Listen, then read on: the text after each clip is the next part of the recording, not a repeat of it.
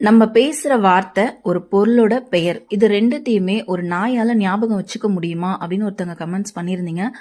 அது சத்தியமா உண்மையான்னு எனக்கு தெரியாதுங்க. ஆனா பட்டு பண்றதெல்லாம் பார்த்தா உண்மைதான் அப்படின்னு நான் இப்ப நெனைக்கிறேன். ஏன்னா இதுக்கு முன்னாடி நம்ம வீட்ல இந்த பெட்ஸ்லாம் இப்படி செய்ய மாட்டாங்க. இன்னைக்கு வந்து நான் வெளிய போயிருந்தேங்க. மாம்பழம் வாங்கிட்டு வந்திருந்தேன். பட்டுக்கு எப்பவுமே ஒரு சின்ன பீஸ் தாங்க குடுப்பேன். அதுவும் 2 வாரத்துக்கு ஒரு முறை, 1 மாசத்துக்கு ஒரு முறை கூட ஒரு சின்ன பீஸ் தான் குடுப்பேன். அளவா தான் குடுப்பேன். ரொம்ப விரும்பி சாப்பிடுவான். மாம்பழத்த பார்த்தோனே ஹாப்பி ஆயிட்டான். இந்த இந்த அளவு தாங்க குடுப்பேன். அவனுக்கு நான் குடுத்தேன். எப்பவுமே வாங்கிட்டு வெளியே உட்காந்து தான் சாப்பிடுவான். இன்னைக்குன்னு பார்த்து வீட்டுக்குள்ளேயே சாப்பிட்டுட்டான்.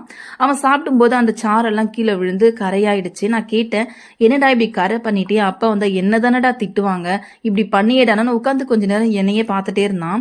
என்ன நினைச்சான்னு தெரியல, உடனே வெளியே போய் நின்னுக்கிட்டான்.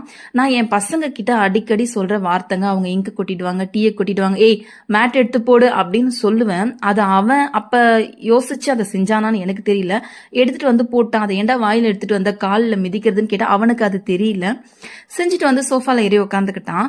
ஒருவேளை ஞாபகம் வச்சுக்க முடியும் அப்படின்னு நான் நினைக்கிறேன். உங்க கமெண்ட்ஸ் சொல்லுங்க.